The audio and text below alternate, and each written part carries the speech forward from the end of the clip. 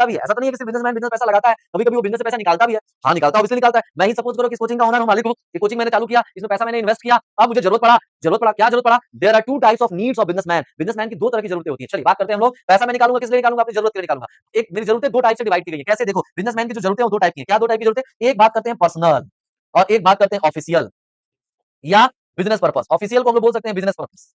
चलिए अब बात करते हैं, समझना ध्यान से कि मैं जो पैसा बिजनेस में डालूंगा, this is called capital. Investment जो करूंगा, इंट्रोड्यूस जो करूंगा, वो कैपिटल है, पूंजी है ऑब्वियसली। लेकिन जो पैसा मैं बिजनेस से निकालूंगा, निकाल भी तो सकता हूं पैसा बिजनेस से, सिर्फ लगाते ही थोड़े रहूंगा भैया, पैसा लगाते रहूंगा, यही काम करना है मुझे? नहीं भैया, लगाने के पीछे मकसद क्या है? मकसद है कि भैया मेरी जरूरतें हैं, मेरी कुछ नीड्स हैं, और उस नीड्स को भैया इस बिजनेस से ही फुलफिल करवाऊंगा। इनके यहाँ टाइम दे रहा हूं, समय दे रहा हूं कोचिंग में, तो इन्हीं से सारी उम्मीदें हैं मेरी, यही से मेरी सारी जरूरतें पूरी होगी। और जरूरतें दो टाइप की है मेरी, एक पर्सनल, एक ऑफिशियल बिजनेस पर्पस। अब समझना, अगर बिजनेसमैन अपने पर्सनल नीड्स को फुलफिल करने के लिए, पर्सनल इन द सेंस मैं अपने बर्थडे में, अपने बेटे के बर्थडे में, अपनी शादी में, अपनी वाइफ के लिए, मतलब पर्सनल मतलब समझ जाओ, जितनी भी चीजें आपकी डोमेस्टिक पर्पस से, घरेलू चीजों की जरूरतों को पूरा करने के लिए, फैमिली यूज के लिए, जो भी आप अपने नाम से निकाल रहे हैं, अपने पर्सनल यूज के लिए निकाल रहे हैं, चाहे वो खर्च किसी पे भी कर रहे हो, लेकिन निकाल रहे हैं आप बोल के कि मैं पर्सनल है। अब आपको पैसा पर्सनल है, वाइफ भी पर्सनल में आएगी, ब्रदर भी पर्सनल में आएगा, जो भी रिलेशन आप पर्सनल में आप ले सकते हो, लेकिन आप बोल रहे हो कि निकाल आप रहे हो, खर्च कहीं भी करो, उसे मैटर नहीं है, डोमेस्टिक पर्पस से आप खर्च कर रहे हो, वो हो गया पर्सनल में। एक वो, चलिए एक ये हो गया, घर बनाना है, गाड़ी खरीदना है, पर्सनल गाड़ी खरीदना है, वो सब हो गया आपका पर्सनल कार खरीदना है पर्सनल में। अब एक दूसरा, मैंने इस बिजनेस से पैसा निकाला, इस कोचिंग से पैसा निकाला, और उस पैसे के निकालने के पीछे मकसद सुनो क्या है? मकसद क्या है? तो मैंने बोला कि पैसा निकाला, और पैसा मैं किस लिए निकाल रहा हूं? तो भैया मुझे रेंट देना है, किराया देना है। अब रेंट किसका? रेंट